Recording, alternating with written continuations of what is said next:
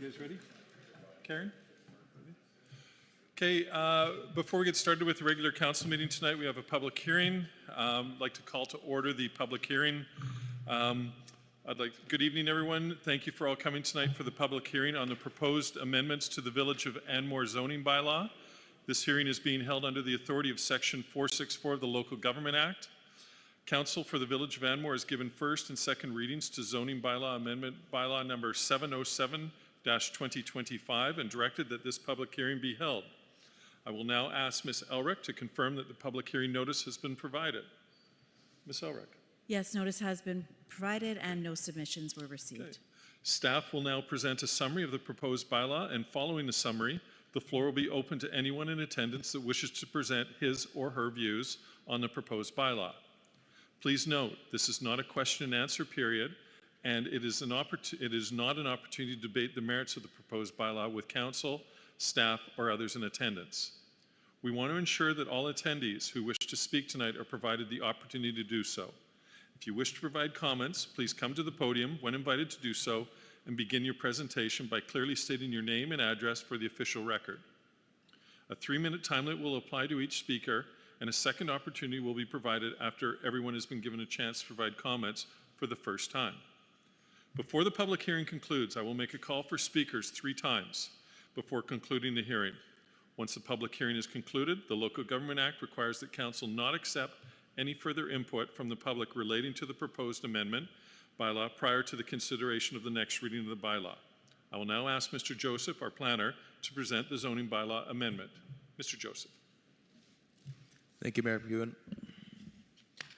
So the purpose of this amendment is to update zoning regulations regarding basement exemptions, breezeway definitions, and accessory building regulations. The amendment provides clarity and consistency in the zoning bylaws while aligning with the Council's previous direction.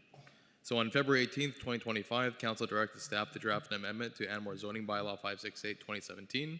The proposed amendment includes recommendations from February 14th, 2025, report to Council on adds clarity to the definitions of breezeways and updates on how basement floor area exemptions are calculated. So staff have reviewed the term breezeway and found that it may be misleading as it implies a covered open air passage. To avoid misinterpretation, the term breezeway is being replaced with connector.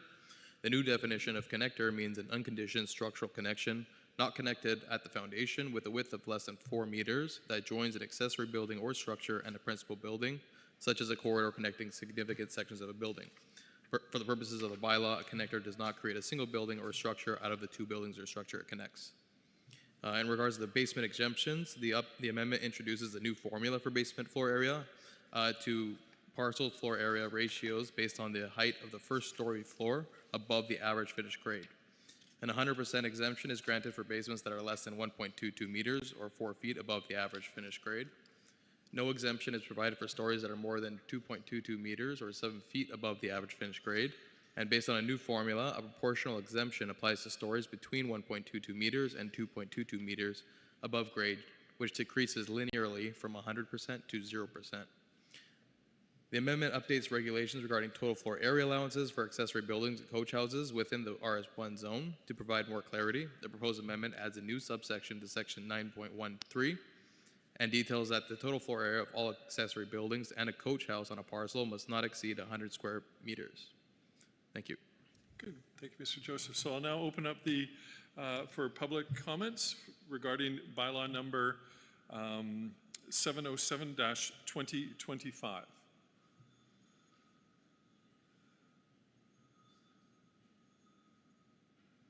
I will ask a second time if anybody wants to come forward and provide comments on bylaw number 707-2025.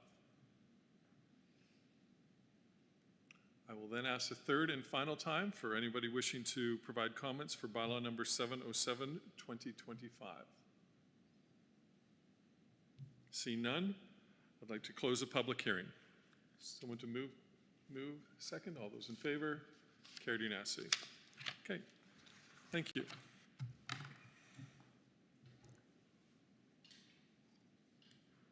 Now I'll open up our regular council meeting agenda. Before I get started, the Village of Anmore would like to open our meeting by recognizing the many Indigenous peoples of our area, including the following First Nations, with communities that are located in the region that we now know as Metro Vancouver. Musqueam, Squamish, Tsleil-Waututh, and Coquitlam. Further, we'd like to honor the important place in history occupied by the many tutorial keepers of these lands and waters around us since time immemorial. I'll call the meeting to order. Could I get someone to move approval of the agenda? Moved and seconded. Any discussion? Seeing none, all those in favor? Opposed? Carried unanimously. Now open it up to public input. Matters here raised are for council's consideration and should be constructively focused on agenda items only. Please limit comments to 2 minutes and save any questions for the question period at the end of the meeting. Is there any public input regarding anything on the agenda? No? We'll move on. Delegations. We have a delegation here from the Coquitlam Search and Rescue. Presentation about their new K9 GPS unit. Mr. Gary Mansell and his, who it is? Otto? Otto. Okay, Otto will be joining us. You'll hear him. Otto's lost. Uh-oh. We've lost Otto.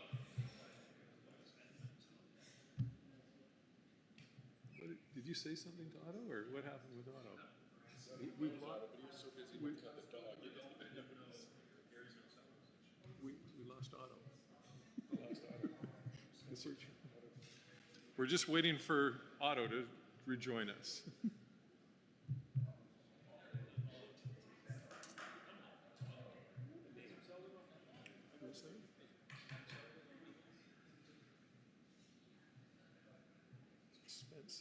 Spence, I think.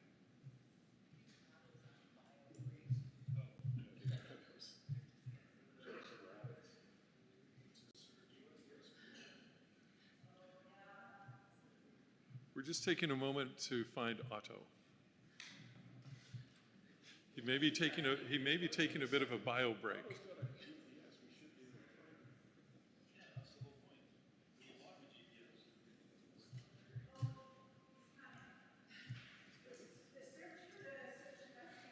Yeah.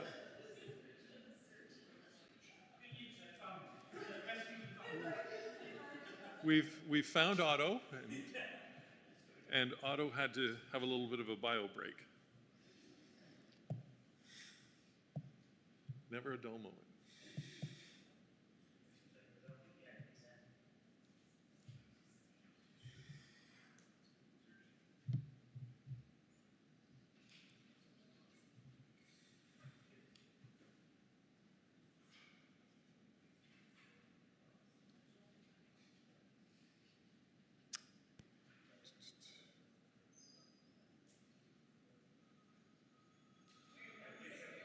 I think I can hear Otto. Do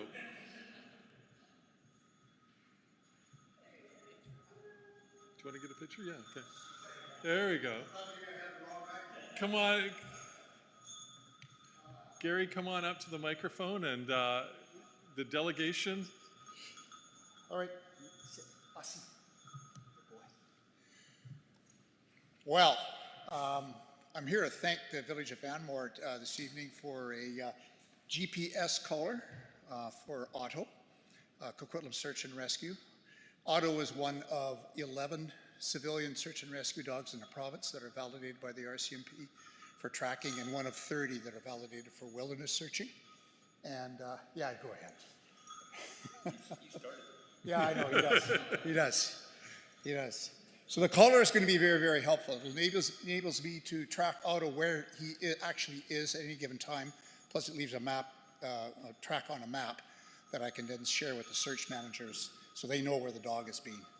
Good. Dog's capable of scenting a person as much as 100, 150 meters away. So particularly for non-responsive subjects, it's a very, very, very valuable tool. Good. And yeah, thanks very much. Well, we just wanted to thank you for all the incredible work that you do, and it was a pleasure for us to be able to put some funds regarding, contribute to the Coquitlam Search and Rescue. And I think some of us would like to get a picture with Otto and yourself, if that's Absolutely. all right. Yeah. If we could go maybe over here by the flags and we'll just get a quick picture.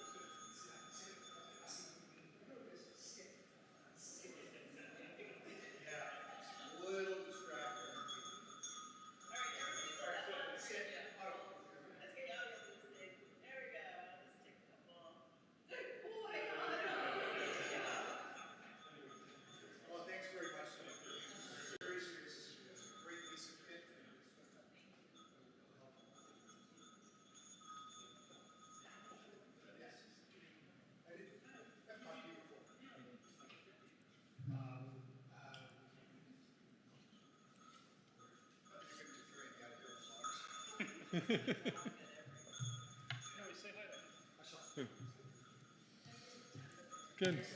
Thank you. Okay, now we'll move on to the minutes. Minutes of the regular council meeting held on March 4th, 2025. Could I get someone to approve those minutes? Moved. Second. Any discussion? See none. All those in favor? Opposed? Carried. Business arising from the minutes? Anything? No. Okay. Now move on to our consent agenda. Anybody want to remove anything from the consent agenda? No? Could I get someone to move the consent agenda? Moved. Second. Any discussion? See none. All those in favor? Opposed? Carried unanimously. Okay. We're now on to 9A, Legislative Report, Zoning Amendment Bylaw Number 707-2025, Basement Exemption and Breezeway Definition. Mr. Joseph. Thanks, Mayor Buin. So the zoning amendment bylaw 707-2025 aims to update zoning regulations related to basement exemptions, breezeway definitions, and accessory building regulations. The amendment clarifies the term breezeway by replacing it with connector, which refers to a structural link between buildings, and introduces a new formula for basement floor area exemptions based on height. The formula provides full exemption for basements under 1.22 meters above grade, with a proportional exemption for heights between 1.22 meters and 2.22 meters, and no exemption above 2.22 meters. Additionally, the amendment updates accessory building regulations, capping the total floor area for accessory buildings and a coach house to 180 square meters in the RS1 zone. Thank you. Good.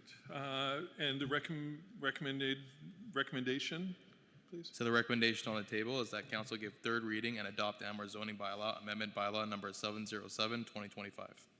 Someone to move that? Moved, seconded. Open up for discussion. Any discussion? Councillor Richardson. Yeah, I have the same issues with this that I've had probably for 6 months, which is somehow we're punishing the RS1 1-acre lots while we're giving benefits to all the smaller lots. And I even asked the question recently, how many lots does this make non-conforming? Because the old Anmore, so you could have a big barn, and now it says you can't, and you could have more than one accessory building. You can have two now, but of a certain type. And I'm worried that in the effort to try and look more residential, we're giving up. I'm fine with the breezeway. I'm fine with the basement exemptions. I'm not comfortable with, just two accessory buildings to a restricted size. As I said before, you can build a 13,000 square foot house, but if you build a small house, you have a little tiny building. And Anmore used to be able to have a barn, but now you couldn't have a barn. So that part still bothers me, that we punish the older, larger lots and reward the smaller lots. Any other comments? No? I think just on that, I think the problem that we were running into with accessory buildings being put on the larger lots is that we weren't able to regulate whether they were going to become habitable, and meaning that there's more than 3 or 4 residents on some properties and that. So I don't think it's necessarily a detriment whatsoever. I think in this update clearly dictates that the larger the piece of property, the bigger the build out that you can do on the property, which clearly is stated here. But to have the 3 or 4 buildings on a site, i.e. a barn, it's very difficult, and we've seen it on many occasions here where garages and barns get converted then into livable spaces that don't have adequate septic, aren't up to code.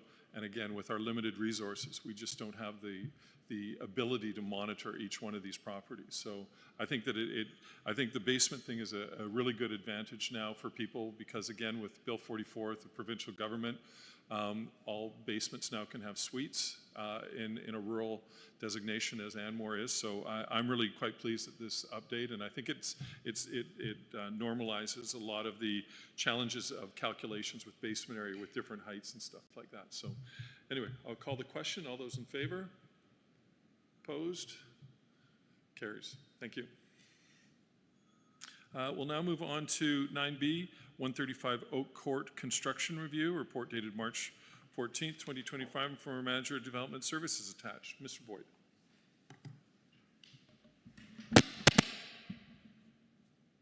Thank you, Your Worship.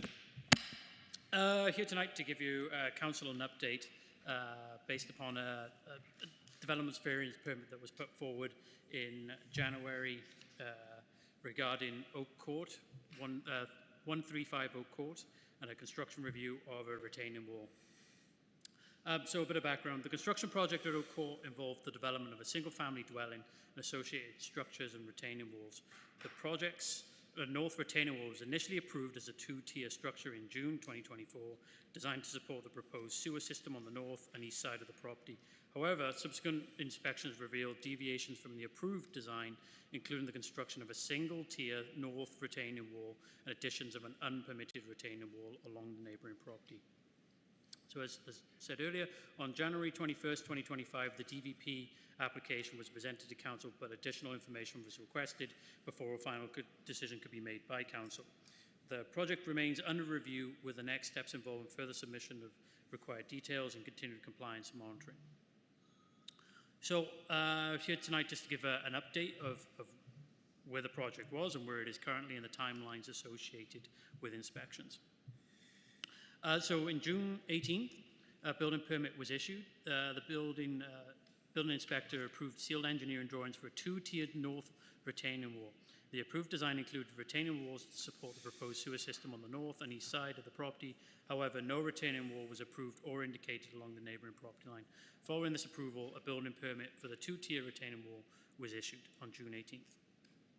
On October 8th, 2024, inspection of the property, the village conducted an inspection for the project, which included the principal dwelling and the retaining wall. During the inspection, it was discovered that the as-constructed north retaining wall deviated from the approved design, having been built as a single-tier structure instead of permitted two-tier configuration. Additionally, an unpermitted retaining wall was found along the property line, which had not been included in the original approvals. A stop work order was issued for the retaining wall construction due to the deviations from the approved design.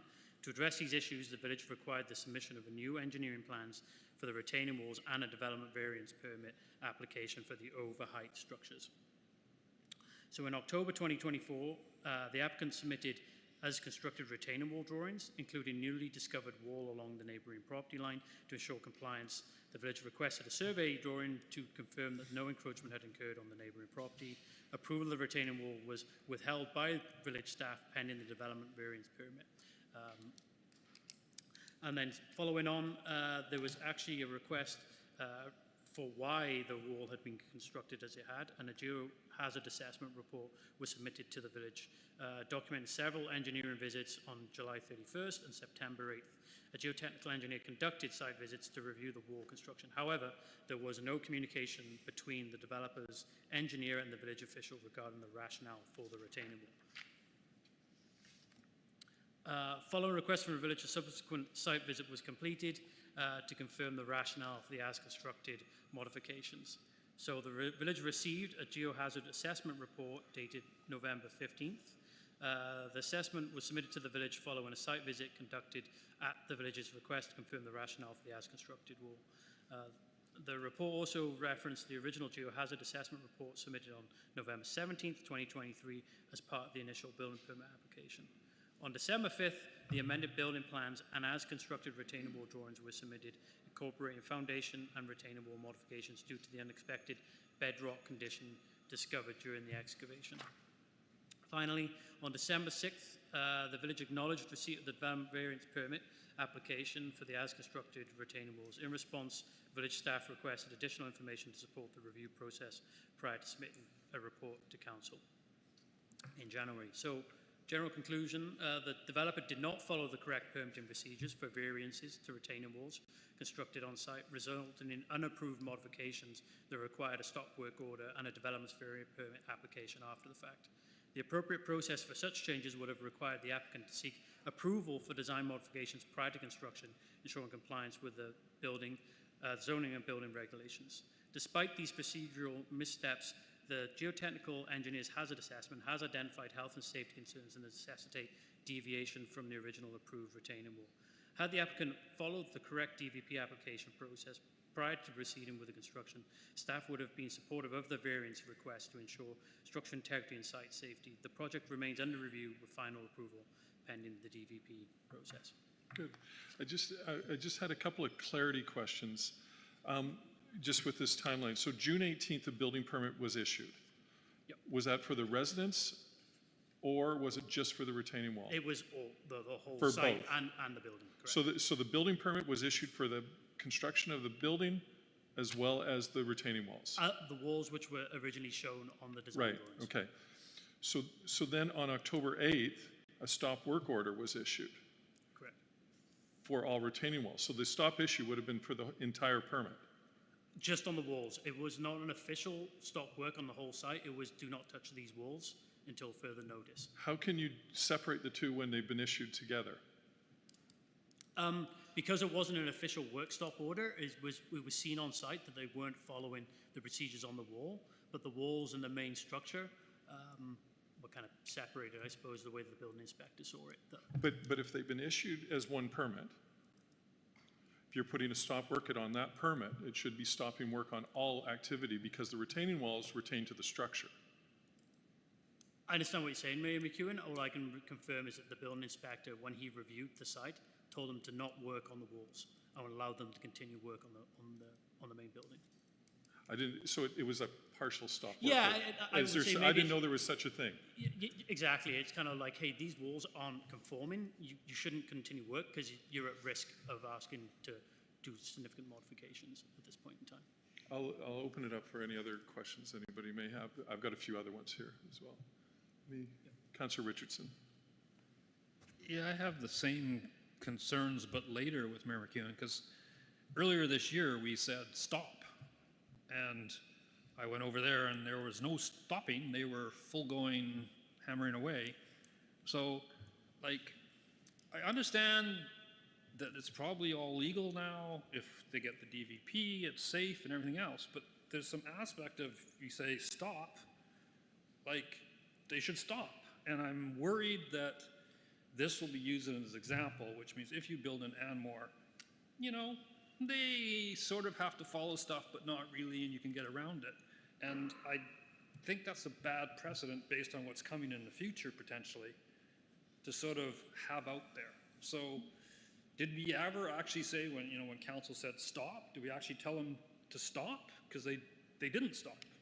So it could be our mistake, it could be the communication aspect of it, but I think we have to have more rigor in this so that, you know, things are. Yeah, I suppose what the response to that would be, Councillor Richardson, would be a returnal review of our policy of how we would go about this in the future. If there's any deviation from the plans at all, and talking about how we would proceed into the future revision of work stop, no matter where it is in the process, on all work on the site. Any, Councillor Trowbridge. Somewhat related to that, noting that things did not stop, I'm more concerned about what we're going to do about things like that going forward, because in this situation, when I read the whole thing, clearly they responded to a geotech that said, you know, what we originally approved wouldn't have been the correct and safest way to retain the ground. So the end result is, if I'm reading this correctly, the best result in terms of what they physically did. That still doesn't, for me, excuse the fact that we put a stop work order and it wasn't honored. I find that problematic. And if it weren't for this last paragraph, I would be inclined to not approve the variance. And if we didn't approve the variance, that would be an enormous cost burden to the homeowner, which is not something I would like to do to any homeowner out of spite, particularly given that the end result is the more safe route to go. So it's not really a question, it's more of a comment that whatever procedures we need, whether they're communications, as Councillor Richardson noted, whatever those procedures are, when we issue a stop work order, work has to stop. Yeah, I think just to clarify, it wasn't the official stop work order. Maybe it's the wrong word in the report, that they were told to stop work on the walls and not an official where we go and put the red ticket up onto the site to say no work is to continue on site. So I think I have experienced a stop on a portion of a project before, not stopping the entire permit. I'm comfortable with that, but when I went by, they were still working on the wall. Yeah. Thank you. Councillor Weber? Do we have fines in place for something like this, if somebody defies a stop work order? yeah, I believe through our fees and charges bylaw there are fines that can be issued for non-compliance of permits and stuff. But there wasn't an official stop work order. Okay. Yeah. So what is before council is council's consideration on a development variance permit, correct? Correct. Yeah. To issue notice for the DVP. So where I have a problem with is that this should have been addressed before any construction had gone on. Correct. And just to clarify, this has put staff in a difficult position as well, that this is an after the fact. This is not the way it's supposed to be done. And, Yeah. and as Councillor Trowbridge pointed out, it's only due to the last paragraph of the geohazard assessment being provided that staff have still made a recommendation to proceed with the DVP, because we have an engineer of record saying that there's a health and safety issue related to it. Which is what I was leading to. I would certainly feel absolutely terrible if somebody working and building a house got damaged or got hurt by a boulder that was rolling down and something that we did not. This site should have been prepped properly. Nothing should have happened until it had been prepped properly before we move forward. I don't want to cause the homeowner any more anguish with that, but I certainly think that we need to look at our procedure here a little bit better, because again, I would feel absolutely horrible if somebody was building a construction person was there and got hurt by anything because the site was not properly prepped beforehand. So I think we have some work to do on this. I don't want to see this anymore, to be quite honest.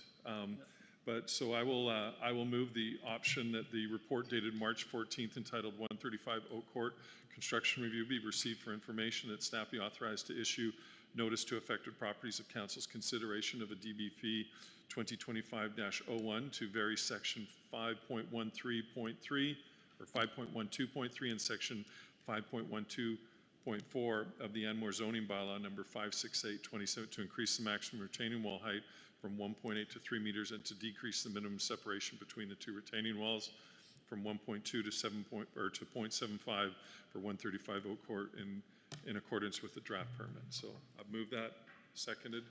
I'll ask any more discussion. See none, all those in favor? Opposed? Carried. Thank you. We have no more unfinished business, so we'll move on to 11A, 2025 Council Meeting Schedule Amendment. Ms. Elrick.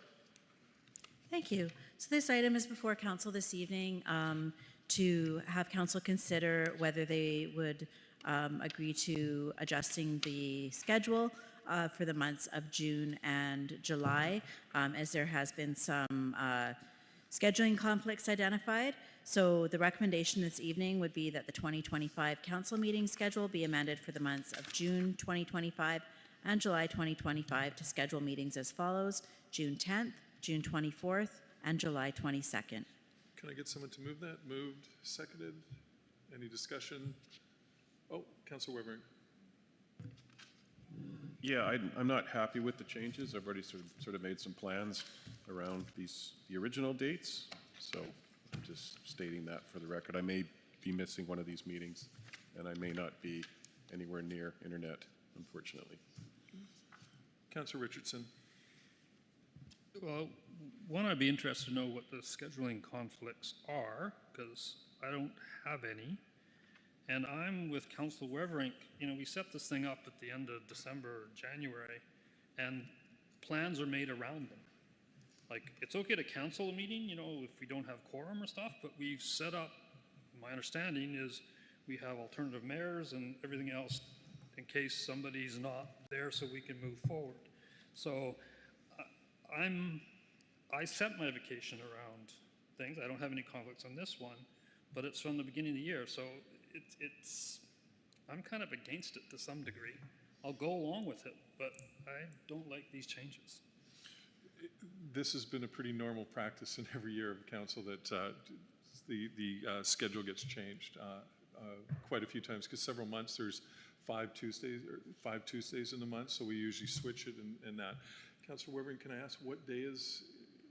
Well, there was one of 3 dates that I was planning to trip. 10th, the date is between the 10th, 24th, or the 24th. So it's going to be one of those 3 days. So it's going to be a lot easier if it's just the one rather than the 2. Ms. Elric, is there any way we could just, maybe just suspend this and see if there is a date that we can work with? It seems like, is there any dates that you're okay? Councillor Trowbridge, are you okay? Yeah? If we can facilitate? That'd be great. Yeah. Don't hold it up. Yeah. Well, but let's try and see if there's just something that we can do there, if that's all right, Ms. Elric, or? Certainly, is there dates that council wishes to propose, or would you prefer that staff poll council on dates for those months? Yeah, let's do a polling. I don't have my schedule in front of me at this, yeah. Okay. Okay, so motion to defer, moved. Second, all those in favor? Carried unanimously. Thank you. We'll now move on to 11B. I think, yeah. Report dated March 14th, 2025 from our Chief Administrative Officer is attached. Ms. Elric.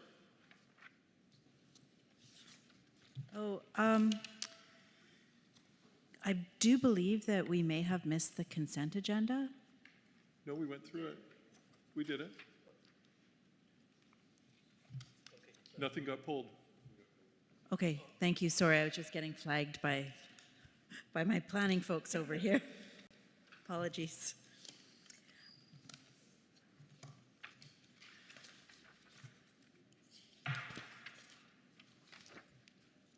So this item is before council this evening as a council had requested that the Dr. Hal Weinberg Scholarship Fund be reviewed by staff and information provided back to council.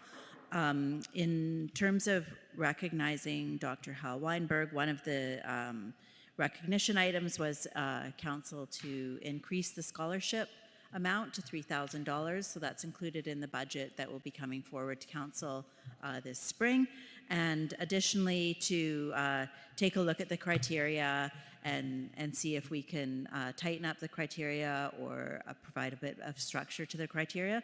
So staff did a review of similar communities throughout the province and found that their criteria is also not very prescriptive, but, and I apologize how small this attachment is, but we've included communities and what their criteria is. Based on that and what we have been doing in the past, policy was developed for council's consideration that just sets out the scope of the scholarship and eligibility and criteria that council would consider. So the recommendation this evening is that policy 79, Dr. Hal Weinberg Scholarship, be approved as presented in the report dated March 4th, 2025 from the CAO entitled Dr. Hal Weinberg Scholarship Fund. Good. Someone to move that? Moved second. Excellent report. I say it captured everything, but I'll open up council. Any comments or nothing? Okay, I'll call the, oh, sorry, Councillor Richardson. I remember when we first discussed this, that we were going to consult with the family on the basis of the requirements for the scholarship, like the criteria. Did we ever do that? To sort of try and capture more of the spirit of Hal, I believe is what the discussion was. I realize it's not in the, what was approved September 24th. I wasn't aware that we were consulting with the family on it. I thought we were going to just ask them for ideas, you know, potentially. No, I don't think so. No. Okay. No. Okay, I'll call the question. All those in favor? Carried unanimously. Thank you. Move on to 11C, Council Select Committee updates. Report dated March 14th, 2025 from our Chief Administrative Officer, Ms. Elric. Thank you. So this is before council this evening related to the council select committees. and standing committee of the Finance Committee that are up for renewal, many of them at the end of March 2025. So just wanting to seek direction from council on whether it would be council's desire that we go out to a full recruitment, or if council would wish for staff to first contact existing members of the committees and ask if they are interested in applying, and then just recruit for additional members. The one committee that does have full membership according to the terms of reference is the Community Engagement, Culture and Inclusion Committee, but staff would note that the terms of reference for this committee was updated to incorporate the requirements of the Accessible BC Act. During the application process, no persons with disabilities or persons who represent organizations that support persons with disabilities or Indigenous community members applied during the last recruitment. So staff would recommend that at the least we would go out to a recruitment with that committee. However, that being said, if all of the committee members currently are available and willing to continue on the committee, council could certainly consider expanding the terms of reference to include additional members should we have those identified community members apply. So the recommendation this evening would be that staff be directed to begin the recruitment process by first identifying the current committee members whose terms are expiring to express interest in continuing to serve, and then inviting members of the community to submit their interest in filling any remaining vacancies. I'll certainly, someone to move that. Moved and seconded. Any discussion? See that? I'll call the question. All those in favor? Carried unanimously. I think that's the operative word to go. Way to go. Perfect. Okay, we're now on to Environment Committee and Parks Recreation Committee joint meeting at the Ms. Elric, number 12. Thank you. So as the recommendation states, there was an Environment and Parks and Rec joint meeting held on February 27th, and two recommendations came out of that meeting for council's consideration. The first one would be that council direct staff to research costs of bear hazard assessment on the goal of becoming a bear smart community, and that council direct staff to report back on bylaw enforcement warnings issued and other relevant data pertaining to bear activity. And Councillor Weverink and Mayor McEwen were both at that meeting, so if there's any additional information that you have to add, we'd be happy to hear that. Good. So the recommendation would be that staff be directed to research the costs for a bear hazard assessment on the goal of becoming a bear smart community, and that council direct staff to report back on bylaw enforcement warnings issued and other relevant data pertaining to bear activity. moved, seconded. Open up for discussion. Councillor Richardson. I'm complete in favor of all of this. The bear is back. The bear has been scattering garbage around various neighborhoods. So the bear smart part is wonderful, but somehow controlling people and where they're putting their frickin' garbage is also important. So the fine and enforcement, I think we have to do better. Not that I'm a punishing kind of guy, but I hate walking by garbage pulled into creeks and scattered everywhere because somebody dumped a bag somewhere and it wasn't done correctly. So even post fact, we should be doing more on that. Just to qualify, it was a great meeting. I was really fortunate to be there. The lady from Bearware, I don't know if we're going to be able to qualify with it, but we're going to try our best. And she said that we are doing a pretty good job. And you know, I think that one of the key thing is that's why one of the recommendations here to see what sort of warnings are out. We are, you know, as a municipality, we want to warn and educate rather than fine, because that's sometimes doesn't solve, but it may elevate to that. So that was one of the things here. But you know, she was quite impressed at how we schedule the garbage, you know, with the limitations that we have when garbage is picked up, the notifications that we send out about the routes that the drivers do. They do countryside first because it's one of the more troubled areas and stuff like that. So it was really good, a great meeting to have. So anyway, I'll see no further questions. Oh, sorry, Ms. Elric. Sorry, through the chair, I would just add that Carla Parr-Pearson, who came and did the presentation, also was instrumental with the designation of the city of Port Moody, and it took 20 years for them to meet their designation. So it is a lengthy process, and we are continuing to take steps, but it's not an overnight thing, but definitely something that we're wanting to look into. Councillor Trowbridge. I'm a fan of the concept of education and attracting bears with honey. But I agree with Councillor Richardson. We need to make sure that we do get around the community and we see those violations. And I think, maybe if it starts with a warning, fine, but as soon as it's been warned, I think then a fine is appropriate. Councillor Reverend. Yeah, with regard to the Bear Smart community, I think it is something that we maybe pick away at.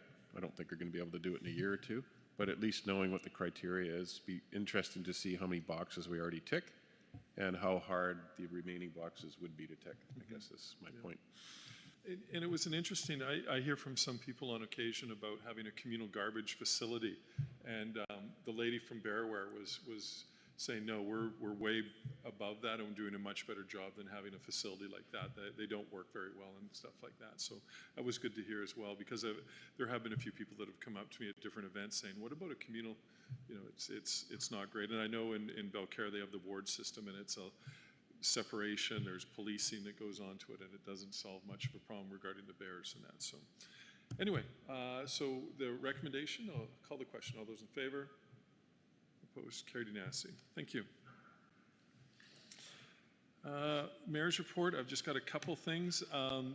Past Thursday, we had a Sassafras Fire Trustee meeting. It was mainly to do with budget review. And also now with the pending federal election, we're going to start making sure that our local representatives are aware of the funding that's going to be needed for both of our fire departments, probably in the tune of about $10 to $15 million. They both have to be rebuilt, so they will be, so that we can at least bend their ear a little bit in regards to getting some federal funding for that. On this past Saturday, I met up here with the Amanda and Nicole, who are putting together a lot of work for the Anmore community market. I think it's in May. It's around Mother's Day. Yeah, it's going to be quite something. So I really strongly suggest you. It's on a Saturday. It's going to be here. They're now talking about the possibility of having some music in the park and some food in the park. So it's, but I'm going to suggest they were measuring tables in here, how many tables they can fit in, and hopefully if the weather's good, they'll be putting some tables in the outside area now. But it's going to be a great Anmore event, and I'm really looking forward to it. And then we're also, they were able to secure some parking down at the school as well. So I know that we have to do some parking issues they've developed over the few events we had along Monbury Lane that we're going to have to address and get some no parking signs up. And then lastly, I just wanted to comment, I had a meeting this morning with some homeowners in Birchwine about a project that council has kind of forgotten about, and it's a drainage project that was on the books for 2022. And it's a drainage issue, and I wanted to, if Mr. Boyd, well, Ms. Elrick was there as well. It was a really great meeting, but I think it was, and I remember what happened at the time, and that was, it was right before the previous election, and that was right when the escalation of pavement went up, and we had Hemlock, which we had planned to do curb and gutters and that, and we couldn't do it because of the cost. And I think that this project got lost in the shuffle because we focused on just getting Hemlock done. So anyway, just something that if we can get back to them, I've got the plan, and we can follow up with that. That'd be great. That's it. Council reports. Councillor Cryer. Thank you, Mayor McEwen. I just have one thing to remind everyone. If you haven't heard, we are doing a series of 3 dementia workshops in April. Tuesdays, they're Tuesday afternoons, 1:30 to 3 on the 15th, the 22nd, and the 29th. There is a poster, it's on our website. You can see how to register. But I just wanted to mention that they're calling it a dementia workshop, but the very first session is on brain health. So there's something there for everyone. And what we're hoping to do is build a little bit of a community of folks that need some support throughout the months, and they'll be able to have a circle themselves and eventually maybe grow it to something a little bit more regular here in the village. But we're very happy to get that going. Good. Any other councillor reports? Councillor Richardson. Yeah, to reiterate what I just said, the bears are out. They're roaming around. There is no food. The cold February is delayed probably the salmon berries by a good month. So it'd be good if people sort of checked around their house. Maybe they've put bags out and forgotten about it, and it'd be great if the village could actually say the bears are back. Check around, see if you left garbage bags or something outside with food or whatever happens to be. Because near me, they did get into somebody's garbage that was stacked outside, and now it's everywhere. Good. Any other? No? Okay. Our Chief Administrative Officer's report. Ms. Elric. Thank you. Just wanted to let everybody know that at our next council meeting on April 1st, we will be getting our budget information session presentation for the budget that was discussed at the Finance Committee in the fall. So please come and, provide any comments or participate in that. Additionally, coming up, we have our Easter event, which is going to be here at the Hub at noon on Saturday, April 19th. Also at that event, we're going to be launching off our engagement activities on the Spirit Park Ravenswood area, which will be a multiple phase engagement, so there'll be lots of chances to participate in that, but that'll just be sort of the first launch of that. And we are also in anticipation of receiving our new dump truck very soon, and certainly before the event, we are going to have a Name the Truck contest. So lots of other communities are doing that, and it's a lot of fun for the community. So start thinking of your names, and we'll be taking those names in at the Easter event, and also as well we'll have other opportunities to submit. March 24th to April 11th, the Public Works crew will be conducting water main flushing. So there is the possibility that there will be some pressure fluctuations, some water discoloration. So if you do experience that, just let your taps run for 15 to 30 seconds, and that should alleviate that. That's all for me. Good. Thank you. We have some information items, the minutes of the public hearing held on March 4th. We have some general correspondence from Metro Vancouver Board and Brief for meetings held on February 21st and 28th. Those are about preliminary scope and budgets. I'll now open up for public question period.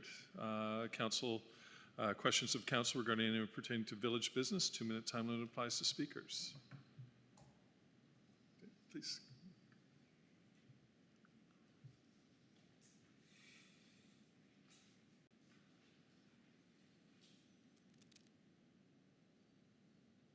Tap it? There we go. Jurgen Durkton, 1815A East Road. I have about 5 questions. They're pretty simple, straightforward. First one, what is the debt owing on the Hub? We were asked to take out a mortgage for future homeowners. We had the money to pay for the Hub, but I think the mortgage was for 2.5 million. 2.5 million, yeah. So and that was for future residents to pay for that. We got it through MFA at a very reduced rate. The last line, sorry, I couldn't hear you. We had it through, we took the mortgage out through MFA, Municipal Finance Authority, at a okay. very favorable rate. But we didn't need to mortgage it, but we were asked before it was constructed, if people had come forward and said, we'd like, if we could take some debt out on it so that for future residents to pay. Okay, thank you. The other question, next question is, why does the alertable system not have any category for earthquakes? It has category for civic unrest and all sorts of other things, but it doesn't have a category for earthquakes.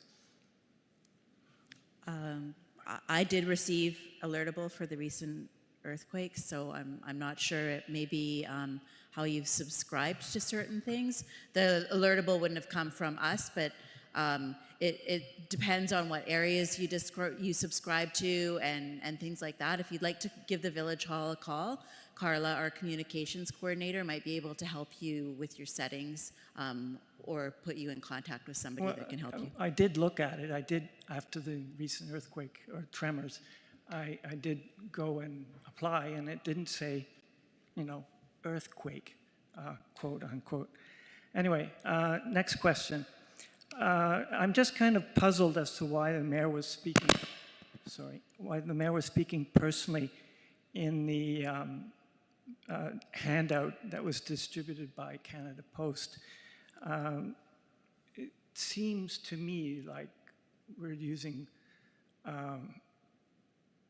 free advertising, or the Anmore advisor is kind of like free advertising for the mayor's views at taxpayers' expense. I'm just wondering why the phrase "I am pleased" is being used in a municipal report.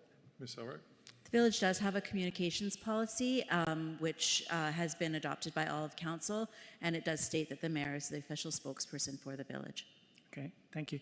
The other thing is, just following up on that, I'm just wondering if we could imagine a different use or an amplified or extended use of the Anmore advisor, a more useful use in my view. How about using the space to literally educate residents about what to do in the case of an emergency, about like sending out an emergency preparedness list for certain occasions, and to all households at village expense or resident expense, so we can all be prepared in advance with no excuses or limited excuses. And then we can fix this list on our fridge, and say, I've done it, or I'm prepared or somewhat prepared. Ms. Elrick?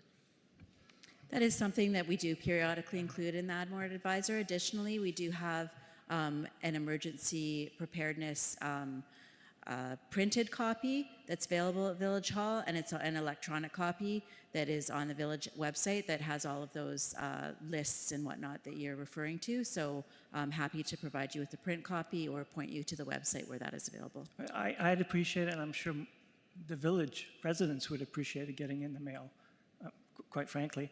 But I won't press the point. The last question, it's kind of like a persistent question. The mayor's raised the question, and I know that the CAO is somewhat responsible to deal with it, but I don't know what the heck's going on with our cell system. It's getting really bad, and I can't have a decent conversation on cells. So what's going on? What provider are you on? TELUS. Yeah, so TELUS, I had the same issue. I couldn't even move around in my house. And so what I did is I went down to the Apple store. I think I told members of council this as well, and they rebooted my network on my phone. It took literally about 3 minutes. So walk in with your phone in the TELUS store, and it seemed to fix things quite remarkably. I just got a new phone, so. Yeah, and I had just gotten the same thing, a new phone, and I will tell you, I took it down there and had it, and said, look, I'm really having a problem with the signal, because again, we have a tower right up here, and it was one of the purposes why, when I first moved here, I went with TELUS. And yeah, sure enough, it actually fixed it remarkably. Okay, well. Doesn't cost anything either. Yeah, well, I think this should be public knowledge, because I know I'm not the only one. And again, I'm just kind of puzzling, if we can't get phone service on regular times, how can we get phone service in emergency times? Just so you are aware, we did put 2 notices in to both providers, making sure to come up here and evaluate the cell service. Okay, thank you very much. Yeah. No more. Good. Thank you. Anything else? We're going to move to adjourn. Move, second. All those in favor? Okay, thank you, everyone, for coming out. Yours was done.